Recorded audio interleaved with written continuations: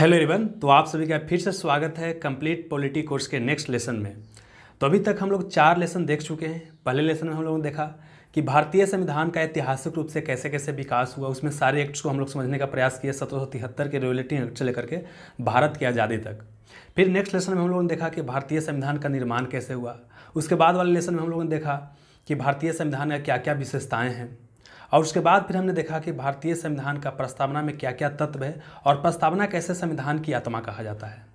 और इस लेसन में हम लोग देखने वाले हैं संविधान की अनुसूचियाँ, और यहाँ से प्रत्येक एग्जामिनेशन में क्वेश्चन आ रहे हैं। इस बार बिहार दरोगा में भी आया है, CDS एग्जामिनेशन में क्वेश्चन आया है, UPSC तक एग्जामिनेशन में यहाँ से क्वेश्चन आते हैं। तो सारी चीज़ को हम लोग समझने का प्रयास करेंगे। ठीक है, चलिए थोड़ा सा इसको मैं छोटा कर देता हूँ। आगे बढ़ने से पहले आप क्वेश्चन को एक अटेम्प्ट कीजिएगा। यहाँ पर क्वेश्चन है कि निम्नलिखित में से कौन सी भाषा संविधान की 8वीं सूची में शामिल नहीं है। जो कि CDS 2016 में क्वेश्चन पूछा गया था। हिंदी, अंग्रेजी, संस्कृत या उर्दू, कौन संविधान की 8वीं सूची में शामिल नहीं है। चलिए बढ़ते हैं आगे। हमारे बारे में कुछ जानना चाहते हैं तो इस स्लाइड को आप पढ़कर हमारे बारे में कुछ जान सकते हैं। मैंने कुछ गवर्नमेंट एग्जामिनेशन क्वालिफाई किया है, यहाँ पर आप देख सकते हैं। ठीक है, चलिए अब आगे बढ़ते हैं। सबसे पहले हम समझते हैं कि संविधान की अनुसूची होता क्या है। इसको इंग्लिश में शेड्यूल्स बोलते हैं, कहीं कहीं इसको सेचुल्स बोला जाता है। जैसे आपने ग्रेजुएशन पढ़ा होगा, ग्रेजुएशन का उच्चारण जो करते हैं तो वहाँ डी का उच्चारण चू किया जाता है। तो यहाँ पर भी कहीं कहीं उच्चारण जो होता है कुछ विद्वान करते हैं सेचुल्स बोलते हैं, कुछ शेड्यूल्स बोलते हैं। तो हम लोग उस पचाव में नहीं पढ़ना है, हम लोग बेसिकली कंसेप्ट समझना है। संविधान की अनुसूचियाँ या शेड्यूल्स होते क्या हैं। तो जैसे कि आपने जाना कि संविधान जब निर्माण हुआ था तो संविधान बना उस समय कितना था, तो 395 अनुच्छेद था। ठीक ना।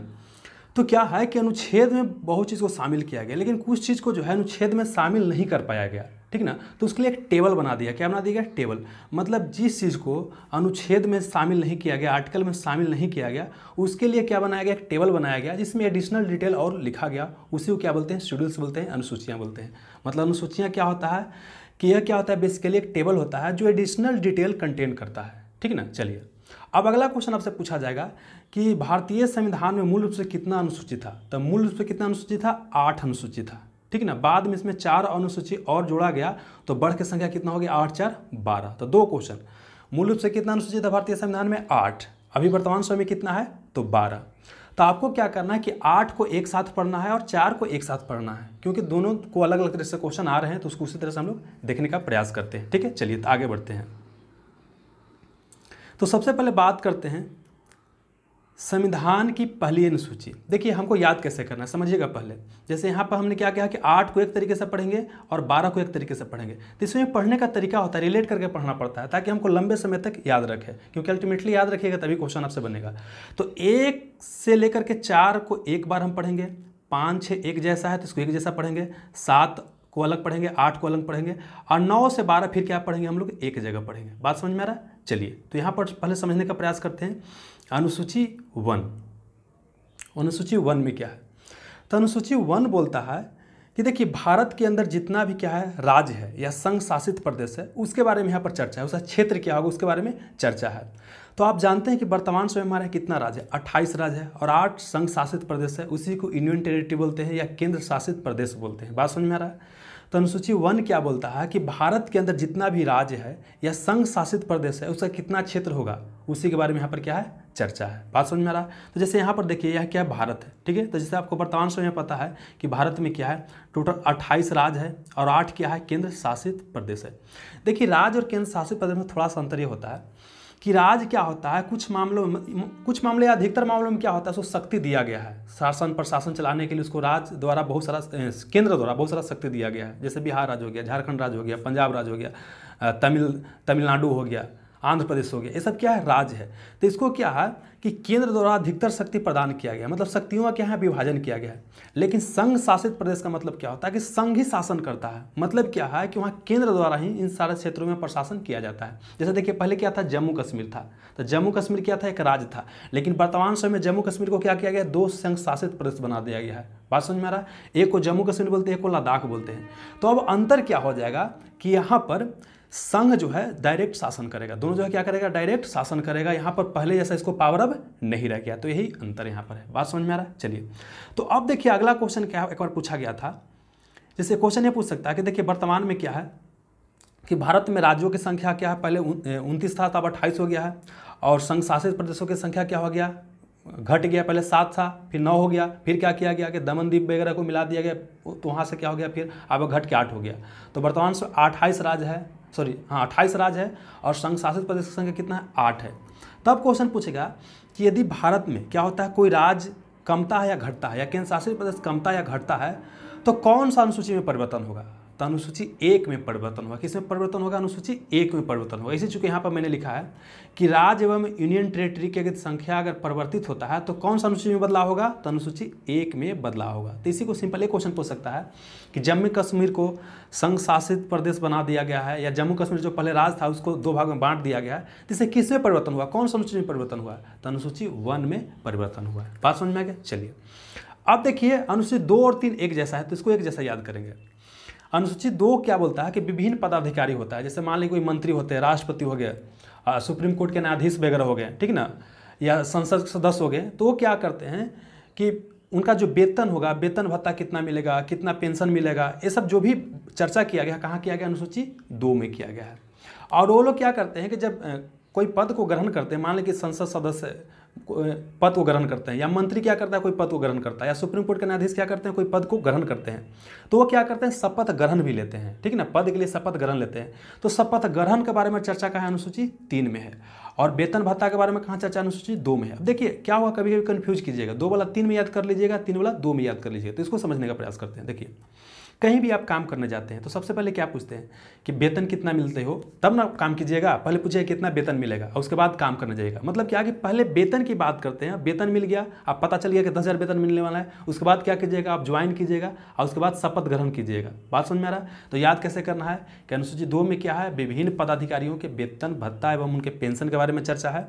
वहीं अनुसूची 3 के बारे में क्या है, शपथ ग्रहण के बारे में चर्चा है। क्या है, उन्हीं पदाधिकारियों के शपथ ग्रहण के बारे में, ओथ के बारे में चर्चा है। बात समझ में आ गया। चलिए अब अनुसूची 4 पूछेगा, अनुसूची 4 का संबंध किससे है। देखिए इसमें क्या है कि आप जानते हैं कि संसद में 2 सदन होता है। संसद में कितना सदन होता है, 2 सदन होता है। एक को क्या बोलते हैं, राज्यसभा, उच्च सदन को राज्यसभा बोलते हैं, और निम्न सदन को क्या बोलते हैं, लोकसभा बोलते हैं, ठीक है ना। तो लोकसभा को यहाँ भूल जाइए, आपको क्या याद करना है, राज्यसभा।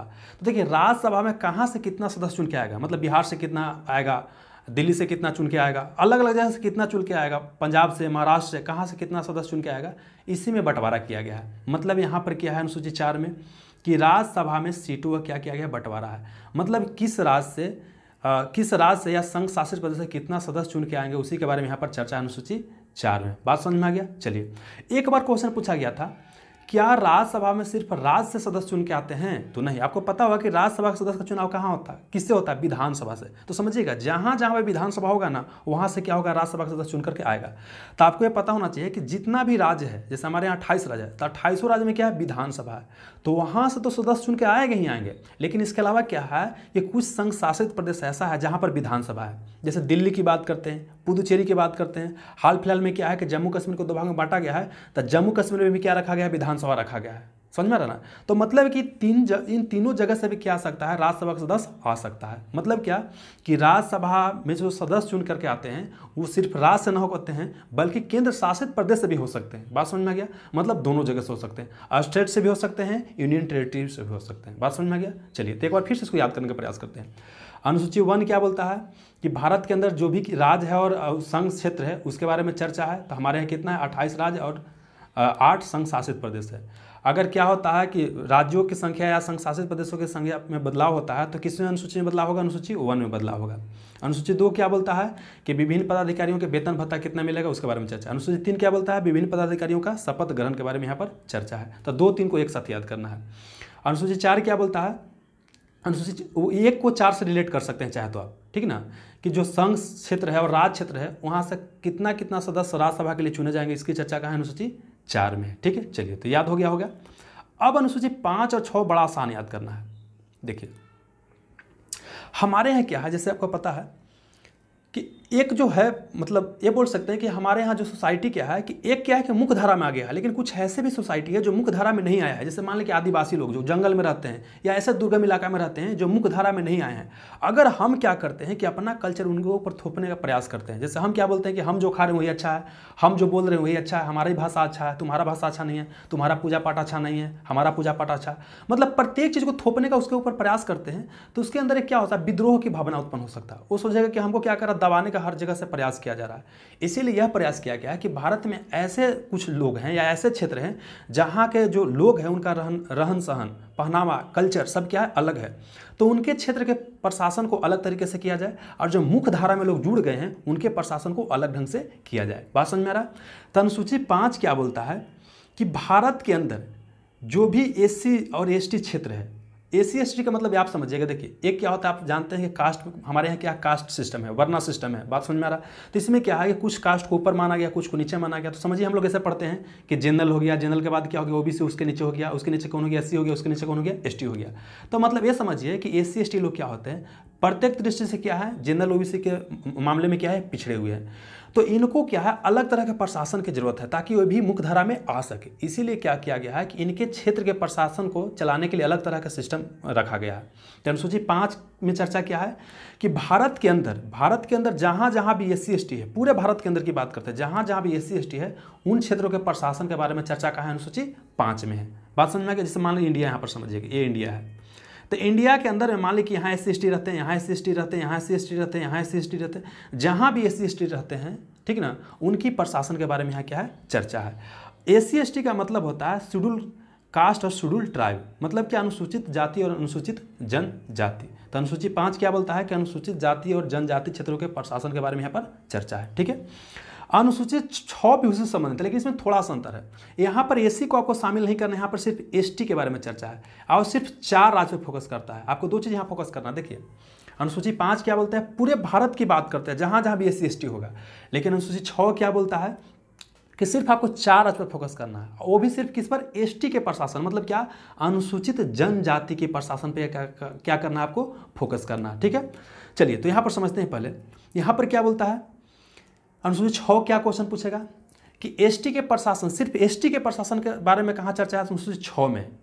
यहाँ एससी के बारे में नहीं है, सिर्फ एसटी के बारे में। और वो भी कितना राज्य, सिर्फ 4 राज्य की बात करता है। कौन कौन राज्य है, असम, मेघालय, त्रिपुरा, मिजोरम। इसको याद कैसे करें, यहाँ समझने का प्रयास करते हैं। देखिए ये जो राज्य दिखाई दे रहा है, ये जो राज्य दिखाई दे रहा है, यहाँ पर समझिएगा।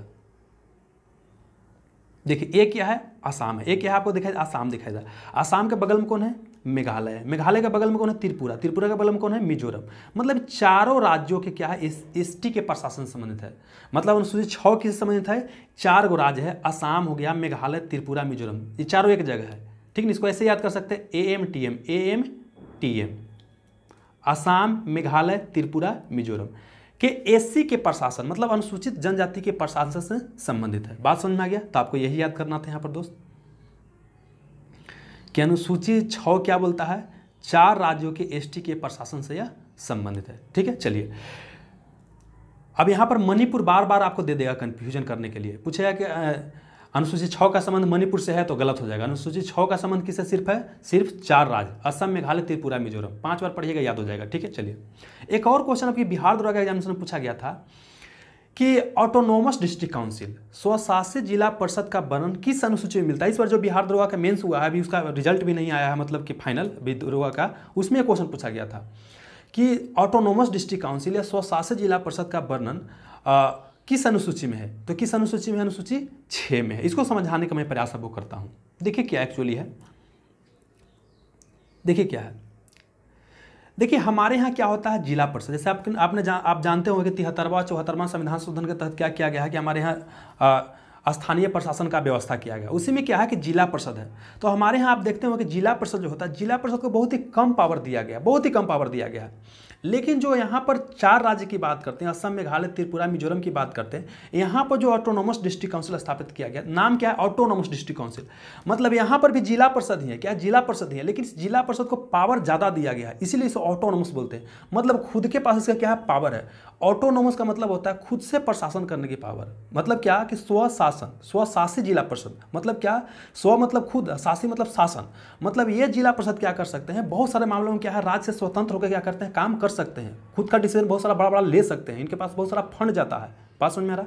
तो यही चर्चा क्या है आपका, यहाँ पर चर्चा किया गया अनुसूची 6 में ऑटोनोमस डिस्ट्रिक्ट काउंसिल के बारे में चर्चा है। अब समझिए ऑटोनोमस डिस्ट्रिक्ट काउंसिल यहाँ पर है क्या। देखिए ये जो 4 राज्य है ना, जैसे इसी को देखिए, यहाँ पर जो 4 राज्य हैं बताएं, असम, मेघालय, त्रिपुरा, मिजोरम। तो यहाँ पर क्या है कि अलग अलग एरिया में क्या है, कुछ ऑटोनोमस डिस्ट्रिक्ट काउंसिल बनाया गया है जिसको ज़्यादा पावर दिया गया है। जैसे देखिए यहाँ पर गोरखालैंड बनाया गया है, ठीक है, यहाँ पर बोडोलैंड बनाया गया है, यहाँ गारो, खासी, जयंतिया ऑटोनोमस डिस्ट्रिक्ट काउंसिल बनाया गया है, यहाँ देखिए कबरी एनालॉग बनाया गया है, यहाँ सदार हिल्स बनाया गया है ऑटोनोमस डिस्ट्रिक्ट काउंसिल, यहाँ पर त्रिपुरा बनाया गया है, यहाँ पर देख सकते हैं चकमा वाला देख सकते हैं यहाँ पर। मतलब आप देख सकते हैं टोटल कितना बनाया गया, 10 बनाया गया। लेकिन एक चीज़ और समझना है, यहाँ पर एक और क्वेश्चन पूछ सकता है। देखिए हमारे यहाँ कितना है, अनुसूची 6 का संबंध किससे है, 4 राज्य असम, मेघालय, त्रिपुरा, मिजोरम। बात समझ में आ रहा है, एसटी के प्रशासन से। और वहाँ पर ऑटोनोमस डिस्ट्रिक्ट काउंसिल किसके तहत बनाया गया, अनुसूची 6 के तहत बनाया गया।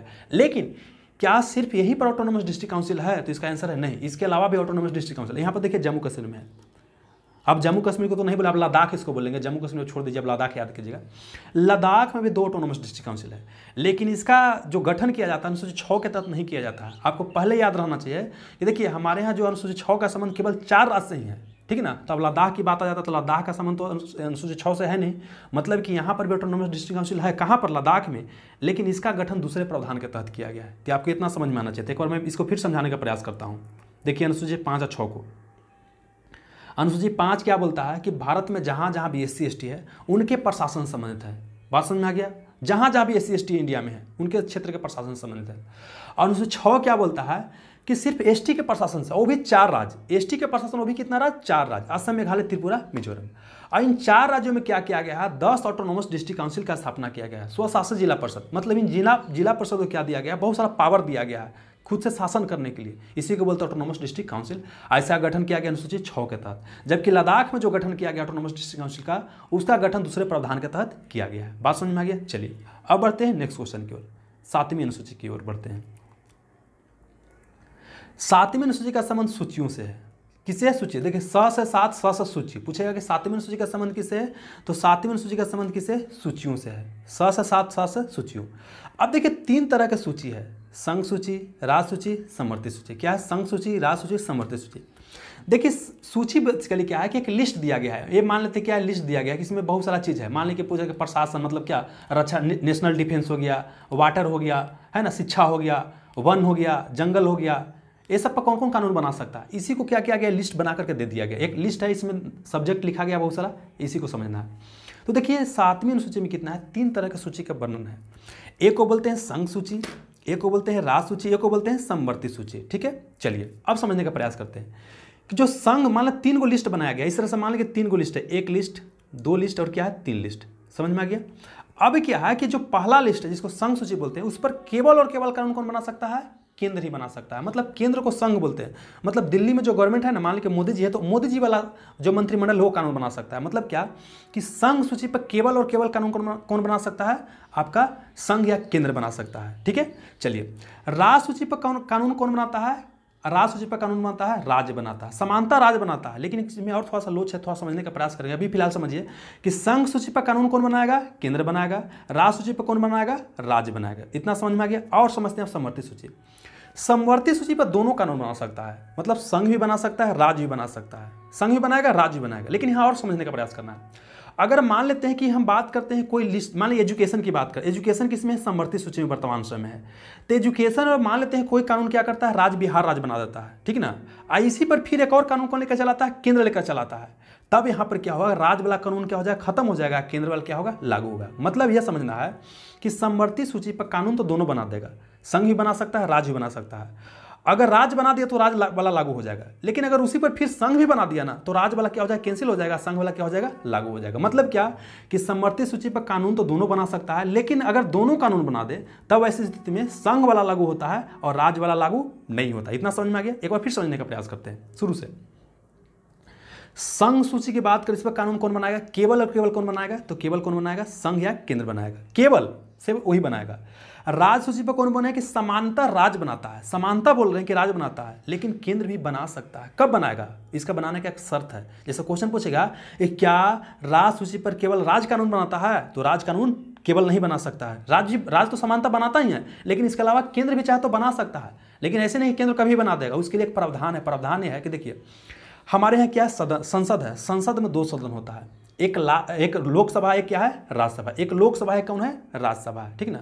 तो राज्यसभा कभी भी यह घोषित कर दे कि जो ये सूची है, मान लीजिए राज सूची था, राज सूची में मान लीजिए यहाँ बहुत सारा सब्जेक्ट दिया गया था, राज सूची कभी यह घोषित कर दे कि इसमें जो सब्जेक्ट है नेशनल इंपॉर्टेंस का है, राष्ट्रीय महत्व का है, मतलब इसका महत्व क्या, राष्ट्र का बहुत ज़्यादा महत्व है, राष्ट्रीय महत्व का है, नेशनल इंपॉर्टेंस का है, तब ऐसी स्थिति में केंद्र भी कानून बना सकता है राज सूची के विषय पर। इसका मतलब क्या हुआ है कि राज सूची पर समानता कानून राज बनाता है, लेकिन कभी यदि राज्यसभा यह घोषित कर दे कि इसमें जो सब्जेक्ट है वो नेशनल इंपॉर्टेंस का है, राष्ट्रीय महत्व का है, तो वैसी स्थिति में संघ भी कानून, केंद्र भी कानून बना सकता है किसके ऊपर, राज सूची के ऊपर। इसीलिए हमने यहाँ पर लिखा है कि देखिए संघ सूची पर केवल कानून कौन बनाता है, संघ। केवल यहाँ पर शब्द का इस्तेमाल किया, लेकिन राज सूची में हमने केवल का इस्तेमाल नहीं किया, समानता का इस्तेमाल किया। मतलब समानता राज बनाता है, लेकिन केंद्र भी चाहे तो बना सकता है, लेकिन उसके लिए राज्यसभा रिकमेंडेशन करेगा तब। चलिए, असमर्थी सूची पर कौन कानून बना सकता है, दोनों बना सकता है, लेकिन दोनों बना देगा तो लागू कौन वाला होगा, तो केंद्र वाला लागू होगा। कौन लागू होगा, केंद्र वाला लागू होगा। बात समझ में आ गया? चलिए, अब इसको और क्वेश्चन पूछ सकता है कि संघ सूची में कितना विषय है, राज सूची में कितना विषय है, समवर्ती सूची में कितना विषय, इसको भी याद करना बड़ा ही आसान है। चलिए एक बार फिर समझने का प्रयास करते हैं। देखिए दोस्त, इसको थोड़ा सा छोटा, हाँ क्या है कि देखिए सूची कितना तरह के हैं, थोड़ा इसको ऊपर कर लेते हैं, थोड़ा छोटा कर लेता हूँ। हाँ, सूची कितना प्रकार है, 3 प्रकार के, संघ सूची, राज सूची, समवर्ती सूची, ठीक है। और संघ सूची पर कानून कौन बनाता है, केवल केंद्र बनाएगा। राज सूची पर समानता राज, लेकिन राज सूची पर केंद्र भी बना सकता है अगर राज्यसभा नेशनल इंपॉर्टेंस घोषित कर देगा तब। और समवर्ती सूची में क्या है कि दोनों बना सकता है, लेकिन संघ बना देगा तो फिर संघ वाला ही लागू होगा। चलिए, संघ सूची में शुरुआत में जब संविधान बना था उस समय कितना विषय था, ये भी क्वेश्चन पूछ सकता है कि संविधान जब बना था उस समय संघ सूची में कितना विषय था, तो 97 था। बाद में क्या हुआ, इसमें 3 और ऐड किया गया, कितना हो गया, 100। बात समझ में आ गया? चलिए, राज सूची में शुरू में कितना था, 66 था, लेकिन बाद में इसमें से 5 घटा दिया गया और उसको इसमें कितना हो गया, 61 हो गया। कितना हो गया, 61 हो गया, ठीक ना। और समवर्ती सूची में शुरू में कितना सब्जेक्ट था, 47 था, बाद में जो 5 को यहाँ से घटाया गया, इसी 5 को यहाँ पे ऐड कर दिया गया, तो 47 5 कितना हो गया, 52। एक बार फिर से याद करने का प्रयास करते हैं। देखिए, संघ सूची में शुरू में कितना था, 97, इसमें बाद में 3 ऐड किया गया, कितना हो गया, 100 हो गया। और राज सूची में शुरू में कितना था, 66 था, बाद में इसमें से 5 को घटा दिया गया, अब 5 को कहाँ लेके चलाया गया, इसमें लेके चलाया गया, तो यहाँ पर कितना हो गया, 66 से घटकर 61 हो गया, ऐसा 47 से बढ़कर कितना हो गया, 52 हो गया। बात समझ में आ गया? अब थोड़ा समझने का प्रयास कीजिए, ये ऐसा क्यों किया होगा, घटाया क्यों गया, समझिएगा।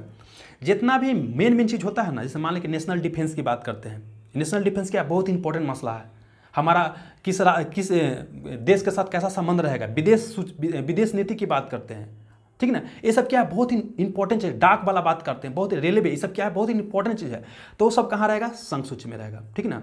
और बाकी राज सूची में कुछ ऐसा चीज़ रहेगा जो राज्य के लिए क्या हो, इंपॉर्टेंट हो। और समवर्ती में क्या होगा, जिस पर दोनों कानून बन सकता है। अब एक चीज़ समझाने का मैं प्रयास करता हूँ।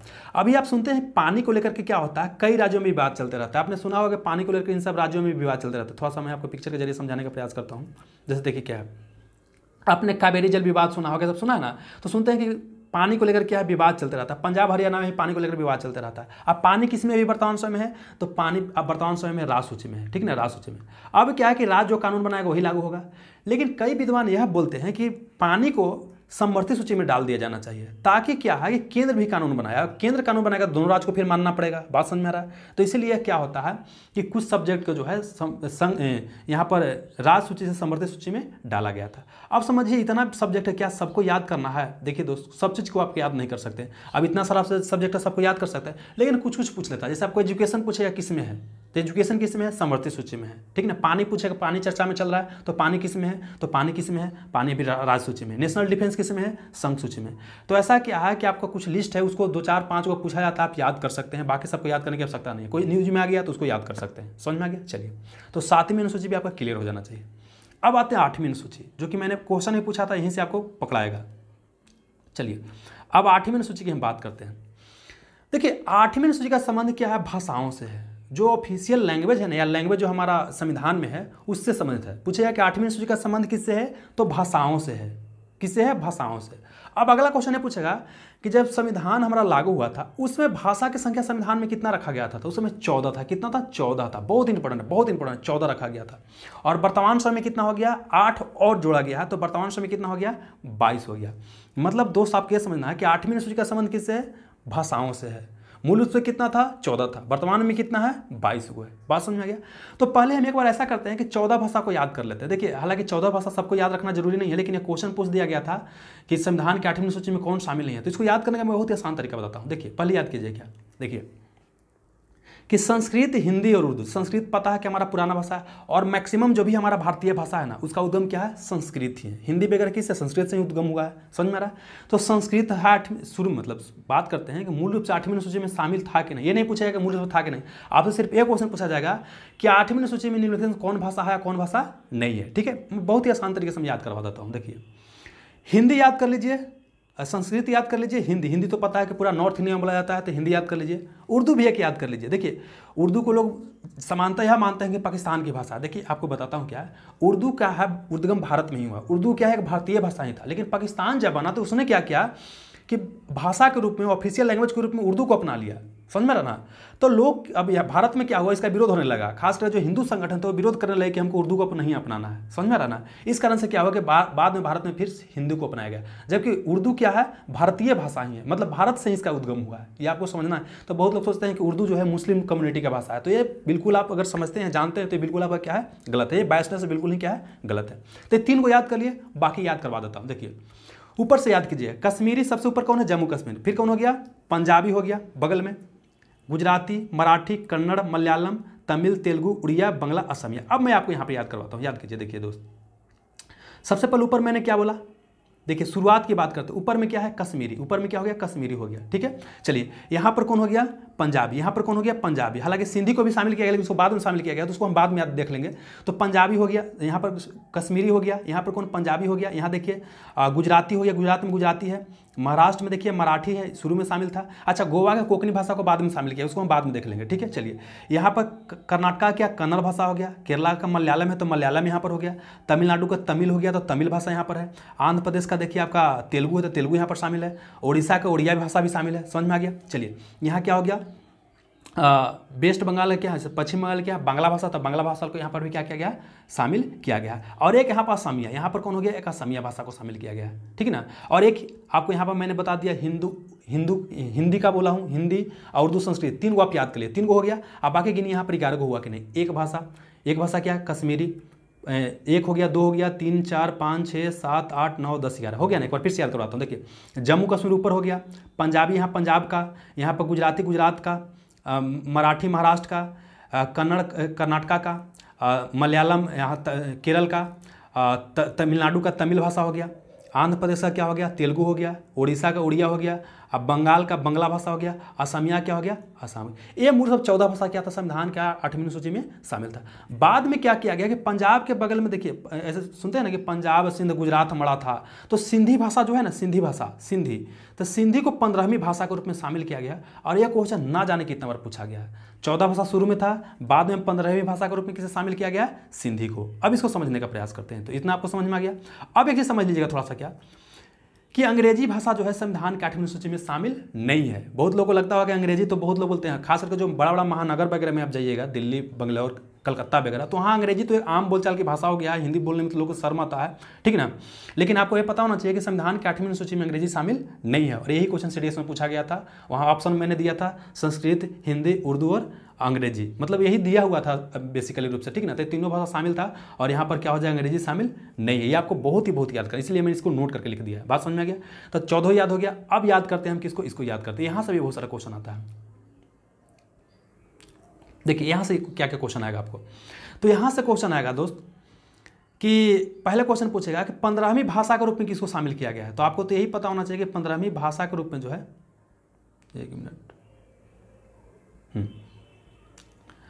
क्वेश्चन पूछेगा कि 15वीं भाषा के रूप में किसे शामिल किया गया है। तो 15वीं भाषा के रूप में सिंधी को शामिल किया। किसको शामिल किया गया? सिंधी को। अब पूछे कब शामिल किया गया है, तो 1967 में शामिल किया। केवल संविधान संशोधन 21वां। अब देखिए क्या है कि भारत के संविधान में मतलब अनुसूची में क्या किया गया था, यहाँ पर संशोधन किया गया और 3 बार संशोधन किया गया। याद करना बड़ा आसान है। देखिए 21 से 71 92, 21 से 71 92, 21 से 71 92, कितना आसान है। एक बार 21वां संविधान तो जोड़ा गया कुछ भाषा को, फिर 71वां में जोड़ा गया, फिर 92 में जोड़ा गया। तो 21 में संविधान संशोधन किया गया, ये साल था 1967। इसमें एक भाषा को शामिल किया गया। और जब 71वां संविधान संशोधन 1992 में किया गया, तब यहाँ पर 3 भाषा को जोड़ा गया। इसको हम नमक ट्रिक बनाया। क्या बनाया? नमक। न से नेपाली, म से मणिपुरी, को से कोकनी। नेपाली, मणिपुरी, कोकनी, मतलब नेपाली भाषा भी क्या है आपका संविधान के 8वीं सूची में है। तो बहुत लोग को लगेगा ना कि नेपाल तो हमारे यहाँ ही नहीं है, लेकिन जान लो यार कि बिहार का जो यहाँ पर ऐसे इसको मैप से समझने का प्रयास कीजिए ना। यहाँ पर देखिए थोड़ा सा क्या है, यहाँ पर समझिएगा। आपको पता है कि देखिए यहाँ पर जो नेपाल है, बिहार है, यहाँ पर उत्तर प्रदेश, यहाँ उत्तराखंड। आपको पता है कि बहुत सारा नेपाली इंडिया में काम करता है, बहुत सारा इंडिया नेपाल में काम करके जाता है। तो आम बोलचाल भाषा यहाँ पर क्या है, मिक्स मतलब रहता है, ठीक ना। तो इसी कारण से क्या है कि नेपाली भाषा को भी हमारे भारत के 8वीं सूची में क्या किया गया, शामिल कर लिया गया। तो ये कन्फ्यूजन हो सकता है, इसलिए आप याद कर लीजिएगा, ठीक ना। चलिए तो इसको थोड़ा सा और समझने का प्रयास करते हैं। देखिए लेसन थोड़ा सा लंबा हो सकता है, लेकिन मैं चाह रहा हूँ कि बिल्कुल बच्चा जैसा आपको समझा दूँ एक एक चीज़। तो याद कैसे करना है, 21 71 92, 21 71 92, 21 71 92। अब देखिए 21वां संविधान संशोधन 1967 में किया गया, सिंधी भाषा को 15वीं भाषा के रूप में शामिल किया गया। 71वां संविधान संशोधन 1992 में किया गया, इसमें 3 भाषा को शामिल किया। इसको मैंने नमक बोला है, नेपाली, मणिपुरी, कोकनी बोला है, ठीक है। अब यहाँ 92 है, देखिए 92 में संशोधन किया गया, इसको 92 यहाँ कर दीजिए, बहुत आसान है। 92 यहाँ किया गया, यहाँ 92वां संविधान संशोधन हो गया। तो 92 हो जाएगा, ठीक ना। 92वां इसे हिंदी में बोला जाता है, वो 92वां होता है, कन्फ्यूजन हो जा रहा था, ठीक ना। 92वां संविधान संशोधन यहाँ पर है, ठीक ना। क्या है? 92वां। तो 92वां संविधान संशोधन कब किया गया? 2003 में। और यहाँ पर कितना भाषा को शामिल किया गया है? 4 भाषा को। देखिए आप बोर्ड मास पढ़ते होंगे, क्या पढ़ते होंगे? बोर्ड मास। कि बोर्ड मास बनाने आता है, गुना भागा नहीं होता बोर्ड मास, ठीक ना। तो बोर्ड मास में क्या करना है कि भवेल काट देना है, मतलब इधर से भी एक वाला ये काट देना है, इधर से भी क्या करना है, वो काट देना है। भवेलो क्या करना है, काट देना है, और बाकी जो बच गया वो आपका हो जाएगा। बी से बोडो, बी से क्या हो जाएगा? बोडो हो जाएगा। डी से डोगरी हो जाएगा, एम से मैथिली हो जाएगा, एस से क्या हो जाएगा? संथाली हो जाएगा। बात समझने के बाद फिर से याद करना है। क्वेश्चन पूछा गया था, मैंने दरोगा का क्वेश्चन सेट किया था, उसमें भी क्वेश्चन डाल दिया था कि संथाली भाषा को कब शामिल किया गया संविधान की 8वीं सूची में? 2003 में। केवल संविधान संशोधन 92th, मतलब 92वां संविधान संशोधन। अभी याद करते हैं, फिर से इसको समझने का प्रयास करते हैं दोस्तों। देखिए क्या हो गया, देखिए क्या हो गया। बोडो, बोडो बेसिकली क्या है कि आपको आसाम के अगल बगल में, आपको अभी ऑटोनोमस डिस्ट्रिक्ट काउंसिल बता रहा था, तो वहाँ पर मैंने बोडोलैंड के बारे में बताया था, ठीक ना। तो बोडो वहीं के भाषा, आसाम के अगल बगल इलाका में ही है भाषा, ठीक ना। और डोगरी जम्मू कश्मीर का भाषा है, ठीक ना। और मैथिली जो है आपका बिहार का भाषा है, खास करके जो दरभंगा वाला इलाका है ना, वहाँ का भाषा है। और संथाली झारखंड का भाषा है। आपने संथाल विद्रोह का नाम सुना होगा, ठीक ना। तो संथाली वहाँ का भाषा है। बात समझ में आ रहा है। तो मैथिली कहाँ का भाषा है? बिहार की भाषा है। ऐसे हिंदी भी है, लेकिन यहाँ क्या है, मैथिली यहाँ हो गया। उर्दू भी बिहार की भाषा। उर्दू आपको पता है कि हमारा 2nd ऑफिशियल लैंग्वेज है बिहार का, आपको पता होना चाहिए, ठीक ना। चलिए तो ये हो गया। एक बार मैं फिर से देखता हूँ। 21 71 92 याद करना है। सिंधी भाषा को 15वां भाषा हो गया। और नमक फिर क्या हो गया? 71वां हो गया। अब 16वां 17वां 18वां ऐसा नहीं पूछेगा, बस ये पूछेगा कि नेपाली को कब शामिल किया गया, मणिपुरी को कब शामिल किया गया, कोकनी को कब शामिल किया गया, ठीक ना। चलिए फिर क्या हो गया? बोडमास को कब शामिल किया गया है? तो आपका 2003 में 92वां संविधान संशोधन का तहत किया है। तो इस सबको एक साथ 1 से लेकर के 8 अनुसूचित को एक तरह याद करना था। अब 9वां 10वां 11वां 12वां एक जैसा क्वेश्चन पूछा, तो उसको एक साथ याद करेंगे, और बहुत क्वेश्चन पूछा जाता है। चलिए इसको समझने का प्रयास करते हैं।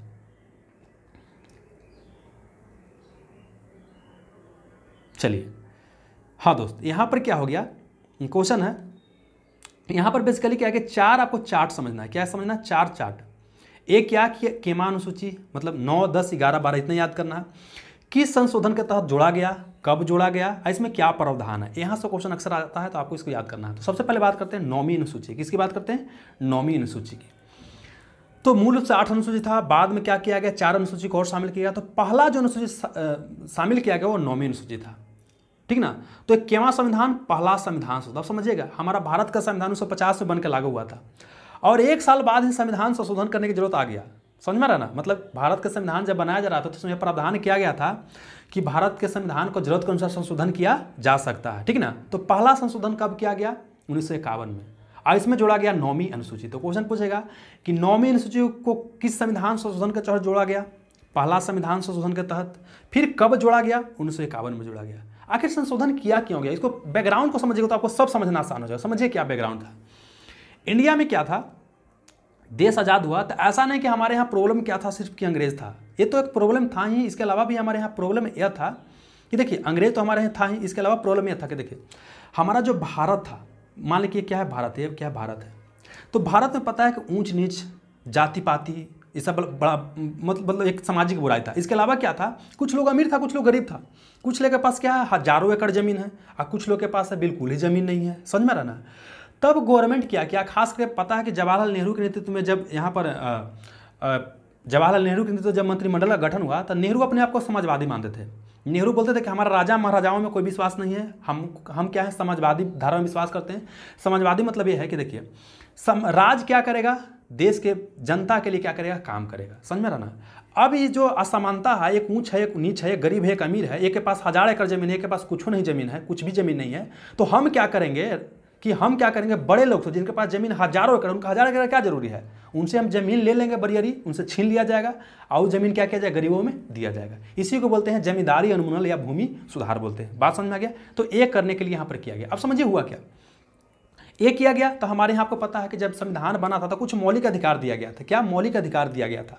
अब मौलिक अधिकार दिया गया था तब मौलिक अधिकार में यह प्रावधान है कि आपका फंडामेंटल राइट का अगर उल्लंघन होता है ना तो संविधान में मतलब सुप्रीम कोर्ट या हाई कोर्ट में सीधे जा सकते हैं। और आपका सुप्रीम कोर्ट और हाई कोर्ट क्या करेगा, मौलिक अधिकार का रक्षा करेगा। मौलिक अधिकार क्या होगा, संरक्षक या रक्षक रहेगा, सुप्रीम कोर्ट या हाई कोर्ट रहेगा। बात समझ में आ रहा। तो जैसे ही लोग का जमीन छीना गया, ये लोग कहाँ पहुँच गया, सुप्रीम कोर्ट में पहुँच गया। ठीक है ना, बात समझ में आ रहा। तब फिर क्या किया गया, जो देखिए हमारे यहाँ क्या सरकार का 3 अंग है, विधायिका, कार्यपालिका, न्यायपालिका। विधायिका विधि बनाती है, कार्यपालिका उसको लागू करती है, और न्यायपालिका जब क्या होता है कानून को उल्लंघन करता है तो उसको दंड देने का काम करता है। बात समझ में आ गया। तब क्या हो गया कि हमारे यहाँ जब भूमि सुधार किया जा रहा था, जमींदारी उन्मूलन जब किया जा रहा था, तब जमींदार सब कहाँ पहुँच गया, सुप्रीम कोर्ट के शरण में पहुँच गया। ठीक है ना। तो बोला सुप्रीम कोर्ट नहीं, ये तो गलत कर रहे हैं, बिल्कुल है, यहाँ मौलिक अधिकार है, भूमि संपत्ति का अधिकार क्या है, मौलिक अधिकार है, तो इसको क्या है आप बिल्कुल छीन नहीं सकते हैं। ठीक है ना। तब विधायिका यहाँ पर क्या किया, मतलब विधि बनाने वाला जो इकाई था विधायिका, वो क्या किया, बोला कि हम क्या एक 9वीं अनुसूची जोड़ेंगे संविधान में। क्या जोड़ेंगे, 9वीं अनुसूची जोड़ेंगे। इस अनुसूची में अगर कोई सब्जेक्ट वो डाल देंगे ना, मतलब समझिए क्या, समझिए कि एक डब्बा है, एक समझिए कि रूम है, क्या है, रूम है। इस रूम में अगर कोई चीज़ को हम डाल देंगे ना तो समझिए कि इसमें क्या सुप्रीम कोर्ट हस्तक्षेप नहीं करेगा, इसमें हस्तक्षेप जो है नहीं करेगा। बात समझ में आ रहा है। मतलब क्या कि एक अनुसूची जोड़ दिया गया, इसमें जो भी सब्जेक्ट को डाला जाएगा ना विधायिका द्वारा, उसमें सुप्रीम कोर्ट कभी भी हस्तक्षेप नहीं करेगा। तो सुप्रीम कोर्ट बोला कि चलो ठीक है, इसमें हम हस्तक्षेप नहीं करेंगे। ठीक है, चलिए। लेकिन अब हुआ क्या समझिएगा, पहले समझ लीजिए क्या कि 9वीं अनुसूची कब जोड़ा गया, पहला संविधान शोधन कब 1951 में जोड़ा गया। इसमें क्या प्रावधान है, भूमि सुधार, जमींदारी उन्मूलन। ठीक है ना। अब समझिए हुआ क्या कि धीरे धीरे क्या किया जाने लगा, पॉलिटिकल पार्टी द्वारा अपना राजनीतिक बेनिफिट के लिए इसमें बहुत चीज़ को डाल दिया गया। अब बोला गया कि अब सुप्रीम कोर्ट हस्तक्षेप करवे नहीं करेगा। तो शुरू में तो 10, 20, 50 डालते गया तो सुप्रीम कोर्ट हस्तक्षेप नहीं किया। लेकिन अब क्या देख रहा है कि कोई भी राजनीतिक पार्टी ने वोट लेने के लिए ऐसा चीज़ उसमें डाल दे रहा है ना कि उसको राजनीतिक फायदा मिले। तब सुप्रीम कोर्ट ला के नहीं बबुआ, अब तो मन बढ़ गया है, अब हम क्या करेंगे, इसमें हस्तक्षेप करेंगे। ठीक है ना। तब क्या आया कि देखिए इसमें यह सुप्रीम कोर्ट बोला कि देखिए 1975 के पहले जो इसमें डाल दिया है ना, हुआ क्या ना कि इसमें 250 से अधिक विषय को डाल दिया गया। मतलब पहले क्या कि जमींदारी वाला चीज़ को डाला गया था, भूमि वाला चीज़ को। अब ऐसे करते करते 250 से भी ज़्यादा उपबंध कर डाल दिया गया। हालांकि 284 के आसपास था, लेकिन मैं 250 बता रहा हूँ। 250 से भी ज़्यादा चीज़ को इसमें डाल दिया गया। तब सुप्रीम कोर्ट अब ये बोला कि देखो शुरू में जो डाल दिया है 1975 के पहले जो इसमें चीज़ डाल दिया हो ना, उसको हम समीक्षा नहीं करेंगे। लेकिन अगर उसके बाद तुम डालोगे ना 1975 के बाद ना, तो हम क्या करेंगे, समीक्षा करेंगे। तो समझिएगा 9वीं अनुसूची में शुरू में इसमें समीक्षा सुप्रीम कोर्ट नहीं कर सकता था, लेकिन वर्तमान समय इसकी समीक्षा कर सकता है। कब के बाद से, 1975 के बाद से। आपको थोड़ा सा और कंसेप्ट समझ लेना चाहिए। 1973 में क्या आया था, संविधान का एक basic structure, Kesavananda Bharati case के तहत क्या आया था, बताएंगे बाद में क्या होता है बेसिक स्ट्रक्चर। फिलहाल समझ लीजिए क्या कि संविधान का एक बेसिक स्ट्रक्चर, मान लीजिए रूम है, तो रूम में क्या है कि इसका जो नीचे वाला चीज़ है ना, नीचे वाला चीज़ को चेंज नहीं कर सकते। खिड़की लगाना है या पलस्तारा करना आप कीजिए, कोई दिक्कत वाली नहीं है। इसमें पंखा लगाना है, एसी लगाना लगाओ, उससे कोई दिक्कत नहीं है, और बढ़िया बिल्डिंग बन जाएगा। लेकिन बिल्डिंग के पिलर को आप नहीं निकाल सकते। बिल्डिंग अगर पिलर को ही निकाल दीजिएगा तो बिल्डिंग बर्बाद हो जाएगा। तो संविधान के बारे में सुप्रीम कोर्ट ये बोला कि संविधान में एक बेसिक स्ट्रक्चर है, इसके तत्व को जो मेन जो तत्व है ना, जैसे मान लीजिए धर्मनिरपेक्ष हमारे यहाँ बोलता है, तो धर्मनिरपेक्ष की जगह हिंदू राष्ट्र नहीं शामिल किया जा सकता है। ठीक ना। तो मतलब जो बेसिक तत्व है ना उसको आप हटा नहीं सकते हैं, समझ में। अगर बेसिक तत्व को हटाइएगा तो हमारा संविधान क्या हो जाएगा, खत्म हो जाएगा, देशी क्या हो जाएगा, बर्बाद हो जाएगा। तो यहाँ पर बोला गया 73 में आया था बेसिक स्ट्रक्चर सिद्धांत केशवानंद भारती के, इसका था। ये भी बिहार से सीजीएल एग्जामिनेशन में क्वेश्चन पूछा गया था, ठीक ना। तो ये निकल कर गया था। तो यहाँ पर ये बोला कि देखिए बेसिक स्ट्रक्चर का डिफाइन करने का पावर किसके पास है, सुप्रीम कोर्ट के पास है, समझ में ना। सुप्रीम कोर्ट के पास क्या है, बेसिक स्ट्रक्चर को डिफाइन करने का पावर है, ठीक ना। तो यहाँ पर बोला है कि देखिए आप कोई भी चीज़ को इसमें फालतू कोई चीज़ नहीं डाल सकते हैं। अगर डालिएगा तो हम न्यायिक समीक्षा करेंगे। देखिए न्यायिक समीक्षा का मतलब क्या होता है, जुडिशियल रिव्यू का मतलब क्या होता है, इसको भी समझने का प्रयास करते हैं। विधायिका कोई अगर विधि बनाएगा ना तो कुछ ऐसा विधि बना दे जो क्या करता है, संविधान के बेसिक स्ट्रक्चर का उल्लंघन करता है। जैसे विधायिका विधि बना दिया, मान लेते क्या कि भारत आज से एक हिंदू राष्ट्र हो जाएगा। मान लीजिए भाजपा का सरकार है, भाजपा को बोला जाता है कि हिंदुवादी संगठन है, तो मान लेते हैं क्या कि भाजपा क्या बना दिया, मतलब कि कानून लेके चला कि भारत क्या हो जाएगा, धर्मनिरपेक्ष राष्ट्र की जगह पर क्या हो जाएगा, अब हिंदू राष्ट्र हो जाएगा। तब सुप्रीम कोर्ट पिक्चर में आ जाएगा। क्या बोलेगा कि देखिए हम क्या बोले थे कि बिल्डिंग का जो है पिलर को आप नहीं चेंज कर सकते हैं, खिड़की चेंज कर दीजिए कोई दिक्कत वाली बात नहीं, लेकिन बिल्डिंग के पिलर नहीं चेंज कीजिए। मतलब बेसिक स्ट्रक्चर को आपको चेंज नहीं करना है। तो उसको न्यायिक समीक्षा मतलब क्या है, उसको समीक्षा करेगा कि संविधान के अनुसार है कि नहीं। तो संविधान के अनुसार जाहिर सी बात ये नहीं है, तो उसको क्या करेगा, नल एंड वॉइड, मतलब उसको क्या असंवैधानिक घोषित कर देगा। और जैसे ही असंवैधानिक घोषित करेगा वो क्या हो जाएगा, खत्म हो जाएगा, वो अपने आप क्या हो जाएगा, खत्म हो जाएगा। इस तरह का कोई भी एक्ट जो है हमारे यहाँ पारित नहीं किया जा सकता है। बात समझ में आ गया। तो बस इतना याद रखना कि न्यायिक समीक्षा अब किया जा सकता है, पहले किया नहीं जा सकता था। बात समझ में आ गई। अब चलिए आते हैं 10वीं अनुसूची। क्या आते हैं, 10वीं अनुसूची। देखिए 10वीं अनुसूची में क्या है, पहले समझते हैं कि 10वीं अनुसूची कब शामिल किया गया। तो 52वां संविधान संशोधन, कब, 52वां 52th कॉन्स्टिट्यूशन अमेंडमेंट के तहत शामिल किया गया। कब, 1985 में शामिल किया। कब, 1985 में शामिल किया गया। मतलब इंडिया को 83 में वर्ल्ड कप मिला था, 2 साल बाद। समझ में रहा है। इसमें क्या है, दल बदल कानून, एंटी डिफेक्शन लॉ। अब समझिए ये क्या है, पहले इसको समझते हैं फिर से एक बार। 10वीं अनुसूची को कब शामिल किया गया, केवां संविधान संशोधन, 52वां संविधान संशोधन। कब जोड़ा गया, 1985 में जोड़ा गया। इसमें क्या है, एंटी डिफेक्शन लॉ या दल बदल कानून। हुआ क्या, समझिए इसको, दल बदल कानून होता क्या है। जैसे आप जानते हैं कि कोई पार्टी मान लेके, समझिए कि सिंपल से एग्जांपल लेके बताते हैं कि मान ले क्या है कि बिहार में चुनाव हुआ था, बिहार में 100 चुनाव हुआ था, 243 को सीट है या 246 करके सीट है, हमको ध्यान नहीं है बिहार, ठीक ना। मान लीजिए 246 को के आसपास सीट है ना, ठीक है। अब मान लेते हैं कि इसमें सरकार बनाने के लिए 123 सीट चाहिए, ठीक है ना। अब होगा क्या, समझिए कि एक तरफ मान लेते हैं कि मान लीजिए मीडिया बिहार के 2 पार्टी लेकर के चलते हैं। एक आरजेडी की बात करते हैं, ठीक है ना। एक बात करते हैं, किसकी बात करते हैं, जदयू की बात करते हैं। एक हम बीजेपी की बात करते हैं, या निर्दलीय, बीजेपी कम छोड़, या निर्दलीय की बात करते हैं। अब समझिए क्या होगा, या हम बीजेपी की बात करते हैं, ठीक है ना। तब समझिए क्या होगा, मान लेते हैं कि आरजेडी को 120 सीट मिला, ठीक है बाबू। और यहाँ जदयू को मान लेते हैं कि 100 कितना सीट मिलेगा, इसको मान लेते हैं कि 100 सीट मिला, ठीक है ना। और बचल जो पार्टी रह गया बाकी सीट मिल गया। अब क्या होगा कि सरकार बनाने के लिए उसको कितना चाहिए, 3 चाहिए। कितना चाहिए, 3 चाहिए, ठीक है ना। तो एक क्या होगा, कोई पार्टी से क्या कर सकता है कि तालमेल करके पूरा पार्टी को क्या कर सकता है, मतलब बोल सकते हैं कि आपको उसको क्या, उसको बोल सकते हैं कि पार्टी ही मिल जाएगा, ऐसा सरकार बनवा देगा, ठीक है ना। उसको मिली जुली सरकार बोलेंगे। लेकिन अब आरजेडी क्या करता है कि यहाँ से क्या करता है कि बीजेपी के 3 विधायकों को बोलता है कि तुम हमारे पार्टी में आ जाएगा ना, तो तुमको हम मंत्री बना देंगे, हमारे पार्टी में आ जाओ, ठीक है ना। तो 3 को मंत्री क्या करेंगे, हाँ 3 को विधायक क्या करेंगे, बीजेपी का यहाँ पर चलाएगा। या ऐसा भी हो सकता है कि सेम चीज जदयू ही बोलेगा कि आरजेडी वाला हमको क्या करो कि 20 को हमारे तरफ आ जाओ, 23 को हमारे तरफ आ जाओ, हम सरकार बना लेंगे, तुमको फलाना मंत्री बना देंगे। तो ऐसी अवस्था में क्या हुआ कि जो सदस्य होते हैं ना, वो क्या करते हैं, एक पार्टी से दूसरे पार्टी में चले जाते हैं। और ये देखा गया 1975-70 के आसपास से 80 के दशक में देखा गया कि ऐसा बहुत सारा पार्टी बदल रहा है। आज पता चला कि फलना पार्टी की सरकार है, और कल पता चला कि चिल्ला पार्टी की सरकार है। ऐसा बहुत सारा क्या हो रहा है, दल बदल हो रहा है। और इसमें होता क्या है, फ्री में कोई नहीं जाता है। वो बोलता है कि हमारे यहाँ जाओगे ना तो हम क्या करेंगे, तुमको पैसा देंगे, 1 करोड़ रुपया देंगे, 10 लाख रुपया देंगे, 20 लाख रुपया देंगे। तो इससे क्या हुआ कि जो पॉलिटिकल जो करप्शन बोलते हैं, राजनीतिक भ्रष्टाचार बोलते हैं, उससे क्या हो गया, वृद्धि होना शुरू हो गया, ठीक है ना। तब क्या लाया, एंटी डिफेक्शन लॉ लाया गया। एंटी डिफेक्शन यह बोलता है कि आप जिस पार्टी से चुनाव जीते हैं ना, उसी पार्टी के टिकट पर आपको रहना है। अगर भाजपा से चुनाव जीते गए हैं तो आप भाजपा के ही सीट पर रहिए, भाजपा के सदस्य आपको छोड़ना नहीं है। अगर आप राजद से गए हैं, जदयू से गए हैं, कांग्रेस से गए हैं, तो उसी का क्या रहना, सदस्य रहना। अगर दूसरा में अगर टिकट लेकर, मतलब दूसरा में अगर सदस्यता ग्रहण कीजिएगा तो आपका क्या हो जाएगा, वहीं से क्या हो जाएगा, सदस्यता क्या हो जाएगा, समाप्त हो जाएगा, ठीक है ना। यहाँ पर इसी को बोलते हैं एंटी डिफेक्शन लॉ। लेकिन इसमें प्रावधान किया गया कि हाँ कुछ सदस्य जो है चाहे तो, अगर मैक्सिमम सदस्य चाहते हैं कि हम पार्टी बदले तो बदल सकते हैं, लेकिन उसमें प्रावधान क्या किया गया, समझिए क्या शुरू में प्रावधान क्या किया गया कि मान लीजिए, समझते हैं कि 90 को मान लेते हैं कोई पार्टी में जीत गया, मान लीजिए बीजेपी की बात करते हैं, बीजेपी की बात करते हैं।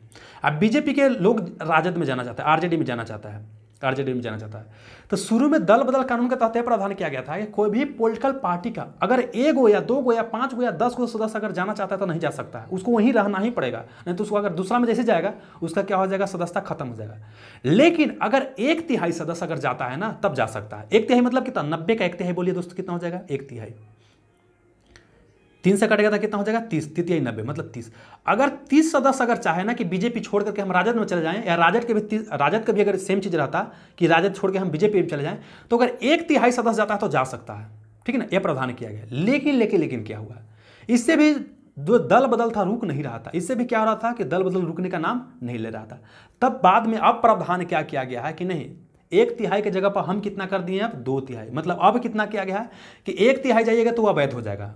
अब कितना जाना चाहिए, कम से कम 2/3, तभी क्या हो सकता है, ऐसा मर्जर हो सकता है। मतलब समझिए क्या कि 90 को यहाँ था कोई पार्टी में, दूसरा पार्टी में जाना चाहता है तो इसका 2/3 कम से कम जाना चाहिए, तब जाकर के इसको वैलिड माना जाएगा। मतलब 2/3 मतलब कितना, 2/3 मतलब कितना दोस्तों, 3/3 90, तो यहाँ 30 दूनी 60, मतलब कितना, 60 को 90 में से अगर 60 हो जाता है ना तब मान्य है, लेकिन अगर 59 हो जाएगा तो मान्य नहीं होगा, 50 हो जाएगा, 5 हो जाएगा, 10 हो जाएगा, मान्य नहीं होगा। तो इसको आपको समझना है। दल बदल सिंपल ये बोलता है कि आप जिस भी सीट से चुनाव जीत के आए हैं ना, जिस भी पार्टी से ना, आपको उसी पार्टी का सदस्य बने रहना है, बस यही बोलता है और कुछ नहीं बोलता है। समझ में आ गया। चलिए अब देखिए 9वीं 10वीं हो गया, अभी 11वीं 12वीं एक जैसा है, 11वीं 12वीं एक जैसा है। जैसे हमारे यहाँ क्या हुआ कि जब हमारे यहाँ जो भारत आज़ाद हुआ तब हमारे यहाँ क्या है कि जो मॉडल अपनाया गया ना, वो मॉडल क्या अपनाया गया कि केंद्र रहेगा, केंद्र के अंदर कौन रहेगा, राज्य रहेगा, केंद्र के अंदर कौन रहेगा, राज्य रहेगा, ठीक ना। इसी को संघवाद मॉडल बोलते हैं, फेडरलिज्म मॉडल बोलते हैं। संघवाद में क्या होता है कि केंद्र क्या करता है, केंद्र कुछ राज्यों को शक्ति देता है, केंद्र क्या करता है, राज्यों को कुछ क्या करता है, शक्ति देता है, ठीक ना। अब बाद में क्या हुआ कि यह देखा गया कि देखिए केंद्र और राज्य के ऊपर तो शक्ति बंटवारा हो गया, और लेकिन क्या है कि भारत में स्थानीय चीज का क्या प्रॉब्लम, समझिएगा, सिंपल से बात करते हैं। मान लेते हैं कि आपके गांव में क्या प्रॉब्लम है, अगर केंद्र कानून बनाता है कि फलना जगह पुल बनाना है, पता चलेगा वहाँ पुल बनाने की जरूरत नहीं है। गांव में देखते ना कि जहाँ पुल नहीं लगवाना है वहाँ पुल बना देता है, जहाँ पानी निकलवे नहीं करता, बरसात होवे नहीं करता, नली है ही नहीं, और वहाँ बड़का चौका पुल बने ले रहता है, और कोई जरूरी नहीं था, वो केंद्र बोला था कि वहाँ जगह पुल बना दो। तो समझिए क्या है कि केंद्र नहीं जानता है या राज्य नहीं जानता है कहाँ कहाँ क्या जरूरत है। लेकिन अगर आपके गांव के आदमी अगर पुल बनवाते तो बोलिए उस जगह पुल बनवाते हैं जहाँ पर पानी नहीं निकलता है, वैसे जगह पुल बनवाते हैं जहाँ पर एक्चुअली में पुल की जरूरत था। मतलब यह सोचा गया बाद में कि अगर स्थानीय लोग भी पार्टिसिपेट करेंगे हर एक चीज़, नीति निर्माण में क्या करेंगे, स्थानीय लोग भी, गांव के लोग, शहर के लोग, जो छोटा मोटा टोला मोहल्ला के लोग हैं वो भी पार्टिसिपेट करेंगे, तो कोई भी पॉलिसी बन करके आएगा तो ज़्यादा इफेक्टिव होगा, ज़्यादा प्रभावशाली होगा। समझ में आ रहा ना। तो इसके लिए प्रावधान यह किया गया कि देखिए अब क्या जोड़ेगा, केंद्र शासन करेगा, राज्य शासन करेगा, इसके अलावा क्या है, एक स्थानीय शासन हो जाएगा। क्या हो जाएगा, स्थानीय शासन। मतलब क्या है कि अगर मान लेते कि बिहार में क्या है, समझिए कि एक गांव है, कुछ गांव का नाम ले लीजिए, पीठमपुरा नाम रख दीजिए, तो पीठमपुरा गांव है, तो वहाँ के लोग भी क्या करेगा, शासन प्रशासन में शामिल होगा, वो भी नीति निर्माण में क्या होगा, शामिल होगा। बात समझ में आ रहा है। एक छोटा मोटा शहर है, मान लीजिए बाजार होता ना, बाजार होता है, मान लीजिए कि बाजार टाली हो गया, बाजार किनारे वो गांव है, जैसे मैं जानता हूँ, ठीक ना। तो ऐसा थोड़ा जैसे आप लोग गांव के अगल बगल देखते हैं ना कि छोटा मोटा शहर होता है, तो उस शहर के प्रशासन को चलाना है, तो उसके लिए भी क्या किया गया, बोला कि वहाँ के लोग भी शामिल हो गए। तो 2 चीज़ यहाँ बोला गया, एक बोला गया कि ग्राम शासन, एक शहर शासन। क्या बोला, ग्राम शासन, शहर शासन। तो इसी को बोलते हैं स्थानीय स्वशासन। मतलब देखिए एक केंद्रीय शासन, एक राज्य शासन हो गया, मतलब केंद्र प्रशासन, राज्य प्रशासन, एक बोले क्या, स्थानीय प्रशासन। केंद्र प्रशासन, राज्य प्रशासन, स्थानीय प्रशासन। तो 11वीं 12वीं अनुसूची का संबंध किससे है, स्थानीय प्रशासन से। क्या है, स्थानीय प्रशासन से, मतलब स्थानीय लोग भी क्या करेंगे, भाग लेंगे। लेकिन इसमें भी थोड़ा अंतर है। जो 11वीं अनुसूची है ये क्या है, ग्राम के बारे में, गांव के बारे में देखता है। गांव के होता है ना, छोटा मोटा गांव, ये जो भी गांव है, गांव को समझते, गांव के बारे में इसमें चर्चा है कि गांव के लोग पार्टिसिपेट करेंगे। और जो 12वीं अनुसूची है बोलता है क्या कि शहर के लोग पार्टिसिपेट करेंगे, इसको शहरी प्रशासन बोलेंगे। बात समझ रहा है। तो 11वीं अनुसूची का संबंध किससे है, ग्राम प्रशासन से, ठीक ना। तो गांव में देखते हो ग्राम पंचायत होता है ना, और शहर में क्या देखते हैं, नगर पालिका वगैरह है। तो 12वीं अनुसूची का किससे संबंध है, आपका शहरी प्रशासन से है, ठीक है। चलिए तो आप समझने का प्रयास करते हैं यहाँ से क्या क्वेश्चन आ सकता है 11वीं 12वीं से। 11वीं 12वीं बिल्कुल आसान है, दोनों एक साल ही जोड़ा गया है। देखिए 11वीं 12वीं की बात करते हैं, इसका संबंध किससे, स्थानीय प्रशासन से। 11वीं को कब शामिल किया गया है? किस संशोधन के तहत शामिल किया गया? 73वां संशोधन के तहत। अब 12वीं को 74वां संशोधन के तहत शामिल किया गया। अब दोनों एक साल है। देखिए 92 93 इसलिए देता है क्योंकि बिल आता है। बिल क्या होता है कि बिल अगर संसद से पारित हो जाएगा, मतलब लोकसभा राज्यसभा से, तो फिर राष्ट्रपति के पास जाएगा, सिग्नेचर होगा, तब कानून बनता है, एक्ट बनता है, अधिनियम बनता है। तो मतलब क्या कि बिल को एक्ट बनने में समय लगता है। तो 92 बिल आया, बनते बनते कब हो गया? 93 हो गया। इसलिए 92 93 आपको सब जगह देता है। दोनों एक ही साल लाया गया था, ठीक ना। लेकिन इसको 73वां बोलते हैं, इसको 74वां बोलते हैं। तो 11वीं अनुसूची में क्या है दोस्त? 11वीं अनुसूची में क्या है? ग्राम प्रशासन के बारे में चर्चा है। क्या है? ग्राम प्रशासन के बारे में चर्चा है। हाँ, जबकि 12वीं अनुसूची में क्या है? शहरी प्रशासन के बारे में क्या है? चर्चा है। ठीक है। और कोई क्या क्वेश्चन है? पूछेगा ग्राम पंचायत के बारे में कौन सूची में चर्चा है? तो 11वीं अनुसूची। पूछेगा कि नगर पालिका के बारे में चर्चा किससे है? 12वीं अनुसूची में। फिर पूछेगा कि जो 11वीं अनुसूची शामिल किया गया था तो उसमें कितना विषय सब्जेक्ट को रखा गया है? मतलब 29 विषय को रखा गया। 29 विषय को रखा गया, इसमें आपको 11वीं अनुसूची में रखा है। 29 विषय समझिए ना, कि गांव में होता है ना, मछली पालन हो गया, गांव का सड़क हो गया, गांव में मेला लगता है, उसको देखभाल कौन करेगा? तो ग्राम पंचायत करेगा। बस यही सब्जेक्ट हो गया। शहर में है कचरा वगैरह जो प्रबंधन वगैरह होता है, ठीक है ना, शहर में कने नली बनेगा, कने गली बनेगा, वो कौन देखता है? आपका नगर पालिका देखता है, ठीक ना। तो उसमें 18 विषय रखा गया, इसमें 29 विषय रखा है। ये भी क्वेश्चन पूछा गया एक बार एग्जामिनेशन में कि ग्राम प्रशासन में या 11वीं अनुसूची में कितने विषय शामिल किया गया? 29 विषय शामिल किया गया।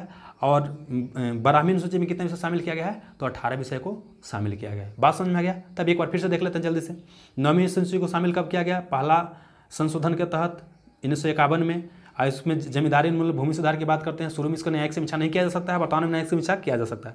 10वीं अनुसूची को 52वां संविधान संशोधन के तहत 85 में शामिल किया गया। एंटी डिफेक्शन लॉ के बारे में चर्चा है। 11वीं 73वां संविधान संशोधन के तहत 12वीं 74वां संविधान, दोनों एक साल में पारित किया गया है, 92 93 में। और 11वीं का संबंध ग्राम प्रशासन से है, जिसमें 29 विषय है।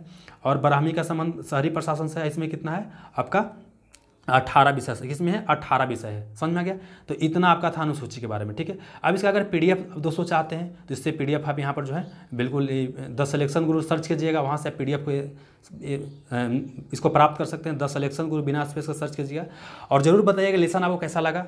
थोड़ा सा लेसन लंबा हो गया होगा, लेकिन मैंने प्रयास किया है कि प्रत्येक चीज़ बताने का प्रयास करूँ। अनुसूची के अलावा ही मैंने अलग अलग चीज़ को बताने का प्रयास किया है। देखिए अल्टीमेटली मेरा मकसद क्या है कि आप इसको सीखें, समझ में रहना, आप इसको बिल्कुल कहानी जैसा याद कर लें। ऐसी मकसद से मैंने वीडियो बनाया है। उम्मीद करता हूँ कि बिल्कुल पसंद आएगा। और आप लोग जरूर बताइएगा, क्योंकि आप लोग बताइएगा उसी के अनुसार जो है आगे लेसन्स चलेंगे। ठीक है, चलिए, have a nice day, thank you.